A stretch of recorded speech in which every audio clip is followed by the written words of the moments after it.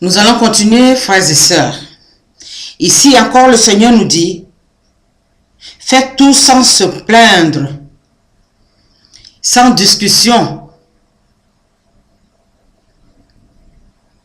afin que vous soyez innocents, purs, comme des enfants de Dieu, au milieu de ces gens malhonnêtes et mauvais.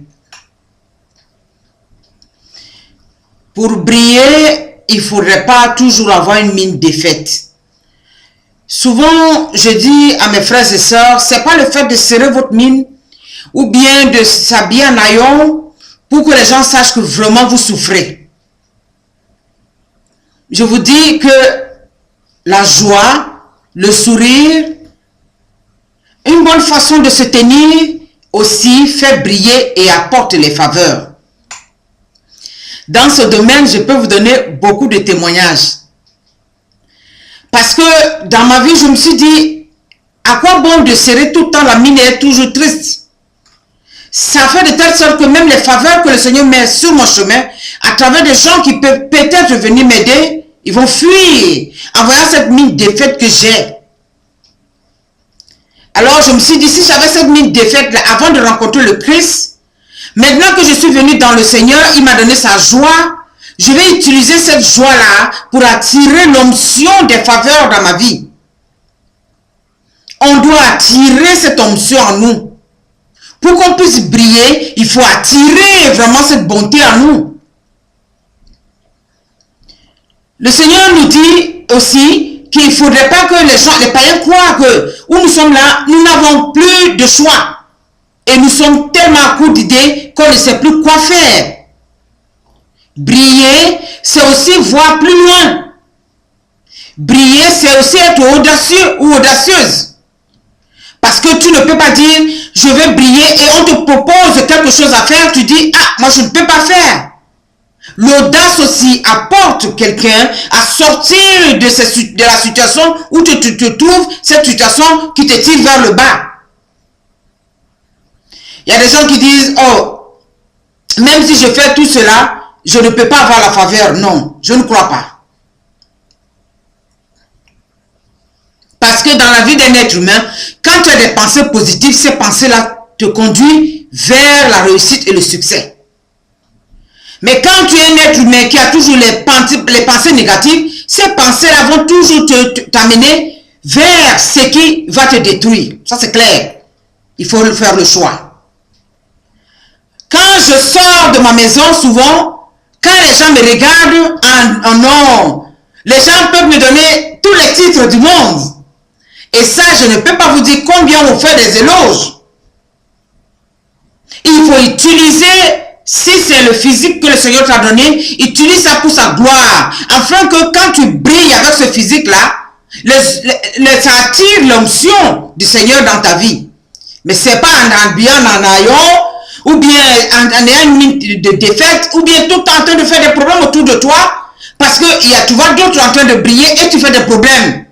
Le Seigneur dit, cela ne peut pas t'apporter grand-chose. Si tu veux briller, voilà comment tu dois te comporter. Quand tu as fini de prier, écoute bien qu'on a fini de prier pour un projet pour toi, tu te mets maintenant, tu commences à vivre ce projet-là en toi. Si c'est vraiment les affaires, tu commences à guetter ça et là, d'où te vient cette prospérité. Moi, je vous assure que notre Dieu, il est un Dieu parfait et surtout, il est un Dieu fidèle. Quand tu as commencé à confesser quelque chose au nom de son Fils Jésus, ce que tu le veux ou non, cela va arriver dans ta vie. Alors, petit à petit, tu commences à grimper les échelons. Moi, je vais vous donner un témoignage. Un jour, je suis allé prier pour une dame qui avait perdu son mari. Elle était veuve. Et c'est une dame qui a connu la prospérité avec son mari avant. Et son mari est décédé, elle est restée avec les enfants. C'était vraiment pas évident pour cette femme-là de vivre, même pour joindre les deux bouts. Et ce jour-là, le Saint-Esprit m'a conduit vers cette femme. Elle a voulu qu'on vienne prier chez elle à la maison parce qu'elle se disait qu'elle ne comprend pas qu'est-ce qui se passe dans sa famille. Et entre-temps, quand il n'y a vraiment pas les moyens, les enfants sont livrés à eux-mêmes et ces filles ont commencé à faire des enfants à la maison sans être mariées. C'était encore notre double peine. Cette femme qui a vécu avant, comme on le dit, dans le beurre, dans la prospérité, soudainement se trouve vraiment dans une toute petite maison comme ça. Elle n'arrivait même pas à respirer avec ses enfants dedans. C'était vraiment pénible pour elle. Alors, je suis allée, avant d'aller prier chez elle, le Seigneur me dit, il faut prendre de l'argent sur toi. Quand le Seigneur m'a inspiré cela, j'ai mis dans mon porte-monnaie, je suis parti avec. Arrivé là-bas, vraiment, j'ai trouvé l'état de la maison. J'ai trouvé même que ce jour-là, même la nourriture ne suffisait pas pour les enfants et les petits-enfants qui étaient pleins dans la cour. C'était vraiment difficile. La pauvre femme, elle est restée tournée. Comme elle était déjà une femme vraiment avant qui avait la gloire, c'était difficile pour elle de déballer sa misère. Alors je l'ai mis dans la soirée, je dis ma soeur, si je suis venue, c'est pour te soutenir, afin que tu sortes de cette situation-là, pour que tu puisses briller comme tu as brillé avant. Mais cette fois-ci, tu vas briller avec le Christ. Parce qu'avant, ton mari et toi, vous étiez dans le monde. Tu as vu comment, quand il est parti, tout est parti comme c'est venu. Maintenant, là, tu vas briller avec le Christ. Alors, elle a expliqué son problème, on s'est joué ensemble, on a prié. Et quand on a prié, le Seigneur m'a montré une vision, on m'a montré où il y a des chargements de bananes, la banane chez nous, hein, la banane plantain. Et je voyais comment on déchargeait cela dans les camions. Et le Seigneur me disait, il faut que cette femme-là commence à faire quelque chose pour qu'à travers ça, je puisse la faire briller. Et je dis, Seigneur, qu'est-ce qu'elle doit faire? Mais je te présente déjà ce qu'elle doit faire. Elle doit aller vendre la banane. C'était pas évident pour elle. Dans un premier temps, elle a pris, le Seigneur me dit, l'argent que je t'ai dit d'apporter, il faut le remettre parce qu'elle n'a même rien pour démarrer.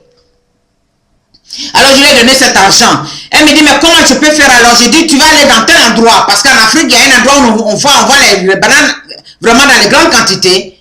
Je dis, tu vas aller, quand tu vas aller, le Seigneur m'a dit, tu trouveras une femme avec qui il faut traiter.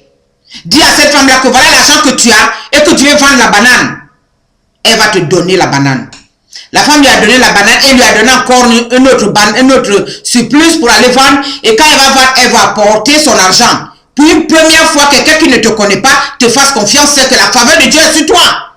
Cette femme-là, quand elle est venue, elle a pris une partie, elle a commencé à griller là le soir pour que les gens payent. L'autre partie, elle vendait en tas, en une fraction de seconde, quelques jours seulement. La banane est finie. Elle est repartie voir la femme. La femme lui a donné encore un peu plus. Ainsi de suite, la femme lui a dit, on va travailler ensemble. Avant que cette femme-là ne puisse s'apercevoir, 3 mois après, elle-même a commandé maintenant les chargements de bananes. C'est comme ça que la prospérité est venue dans la vie de cette femme. Elle a commencé à vivre, elle a commencé à briller, elle a commencé à avoir des projets. Et la fin, c'est qu'elle a commencé à s'épanouir. Nous devons briller dans ce monde. Mais nous devons demander la grâce du Seigneur pour que le Seigneur nous donne cette grâce-là de voir quel chemin nous devons emprunter pour briller. Cette femme-là était vraiment dans la tristesse complète parce qu'elle se disait tout est fini, son mari est décédé, elle n'a plus rien, et tout le bien que son mari a eu, la famille a pris, elle est restée toute seule avec ses enfants. Et voilà que ses enfants ont commencé à faire des petits-enfants. Il n'y a même pas la place même pour les enfants pour vivre. Et les petits-enfants vont s'ajouter. Ils étaient vraiment coincés comme sur une boîte de sardines dans cette maison-là. Mais quand le Saint-Esprit est venu, il m'a permis d'aller dans cette maison. Je lui ai donné, j'ai dit, voilà cet argent que je te donne. Regarde ça comme déjà ta prospérité. Le Seigneur dit, prends cet argent et va faire quelque chose pour que tu puisses briller. Je vais te faire briller à travers ce que je te donne aujourd'hui. Alors le Saint-Esprit nous a montré vers quel chemin il faut passer. Frères et sœurs, nous avons la possibilité de briller dans ce monde. Il ne faut pas baisser les bras, il faut demander seulement de l'aide, comme je l'ai dit la dernière fois, l'intercession. Et quand une personne vient te soutenir, il faut être en accord avec cette personne-là et ensemble, le Seigneur vous donne la possibilité de briller. Les hommes de ce monde ne peuvent pas briller plus que nous. C'est parce que nous nous sous-estimons et nous sommes divisés. Nous ne nous entendons pas. L'union fait la force. Je répète bien, l'union fait la force. Tant que nous avons la force, nous les chrétiens, nous devons briller plus que les païens.